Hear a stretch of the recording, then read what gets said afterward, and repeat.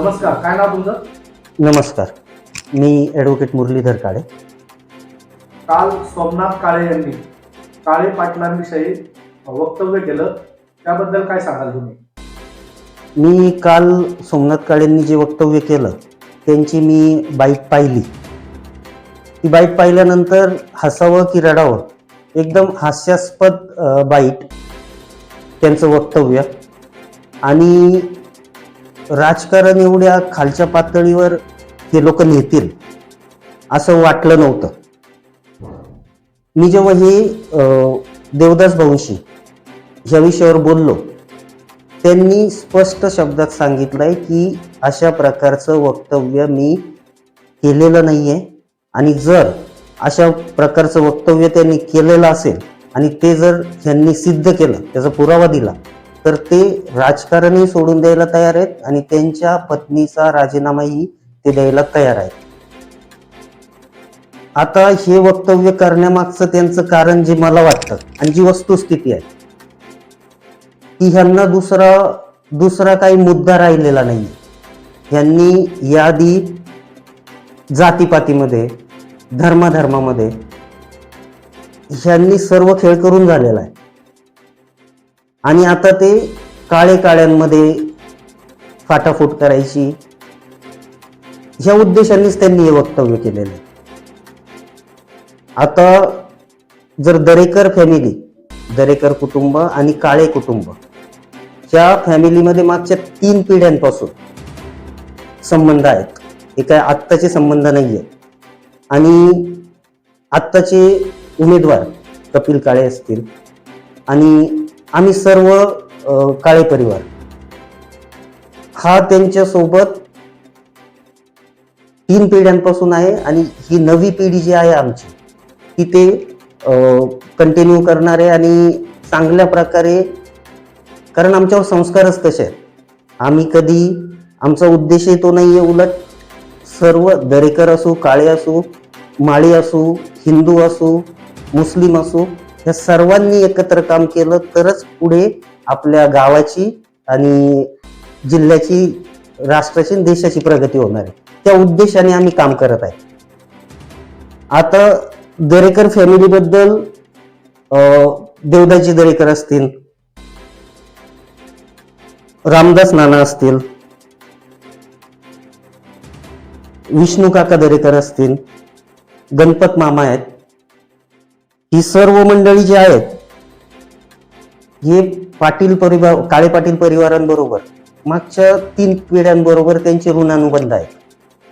आणि ते ऋणानुबंध आणि रिलेशन टिकवण्याचं काम जे आहे ते कपिल काळे आणि आमची पिढी करत आहे, आणि ती चांगल्या प्रकारे आम्ही करू. आता काय झालंय की ह्या पंचायत समिती आणि जिल्हा परिषदेच्या निवडणुकीच्या रणधुमाळीत ह्यांना, मी म्हटलं तसं की ह्यांना मुद्दाच नाहीये, आणि म्हणून ह्यांनी अशा प्रकारचे हे बेताल वक्तव्य करणं. आणि मी तर पाहिलं ते एकदम नाचून वक्तव्य काय करतायत, आणि त्या वक्तव्यांना काही बेसच नाहीये. माझं तेच म्हणणं आहे की राजकारण एवढ्या खालच्या पातळीवर नेऊ नये. आत्तापर्यंत राजकारण चांगलं चाललेलं आहे. आम्हाला समाजकारण करायचंय म्हणून आम्ही राजकारणात येतोय. त्यांनी दुसरा मुद्दा एक घेतला की त्याच्यामध्ये की ह्यांनी टक्केवारी घेतलेली आहे. टक्केवारी कुणी घेतली, कधी घेतली, ह्याचे पुरावे सुद्धा मी देवदास भाऊंशी बोललो. टक्केवारी कोणी घेतली आहे, त्यांचं म्हणणं आलं की ग्रामपंचायतमध्ये काय घोटाळे कोणी केलेत, टक्केवारी कोणी घेतली आहे त्याचे पुरावे ते देऊ शकतात, आणि ते देतीलही 1-2 दिवसात. आणि त्यानंतर दुसरा मुद्दा त्यांनी त्यामध्ये घेतला होता की ह्यांनी कामं काय केली. तर माझंच त्यांना प्रश्न आहे की मागच्या 15 ते 20 वर्षापासून तुम्ही सत्तेत आहेत, तुम्हाला लोकांनी निवडून दिलंय, तुम्ही तुमच्या कार्यकर्त्यांसाठी, तुम्ही युवकांसाठी, तुम्ही बेरोजगारांसाठी काय केलं, कुणाला कामाला लावलं, याचं उत्तर त्यांनी द्यावं. आता हे म्हणतायत की जो काही यांनी मुद्दा घेतलाय, आता ह्यांनी समाजामध्ये तेढ निर्माण करायचं याआधी कसे प्रयत्न केले त्याचं एक उदाहरण मी सांगतो. आंबेगाव तालुका विद्या विकास मंडळाच्या सभेमध्ये, मीटिंगमध्ये सुनीलजी झोडगे व इतर यांनी सावित्रीबाई, क्रांतीज्योती सावित्री माता फुले यांचं नाव संस्थेच्या कोणत्या तरी शाखेला देण्यात यावं असा प्रस्ताव दिला होता. त्याला या लोकांनी विरोध केला. कदाचित ते माळी समाजाचे होते म्हणून विरोध केला, ही शक्यता डावलण्यात येत नाही आणि ही वस्तुस्थिती आहे. मग समाजामध्ये तेढ निर्माण करायचं काम कोण करतंय आणि हे जे वक्तव्य त्यांनी केलंय हे त्याचाच पुढचा पार्ट आहे. हे काही नवीन करत नाहीये.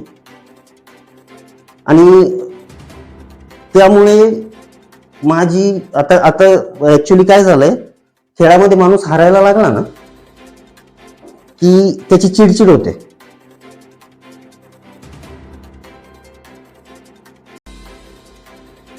त्यामुळे त्यांच्या पायाखालची आहे ना वाळूने सरकायला लागलेली. आणि ह्या सगळ्या टेन्शनमध्ये अशा प्रकारचे बेताल वक्तव्य आणि अशा प्रकारचे वक्तव्य करून त्याचा गैरफायदा घेण्याचं काम हा त्यांचा उद्देश दिसतोय.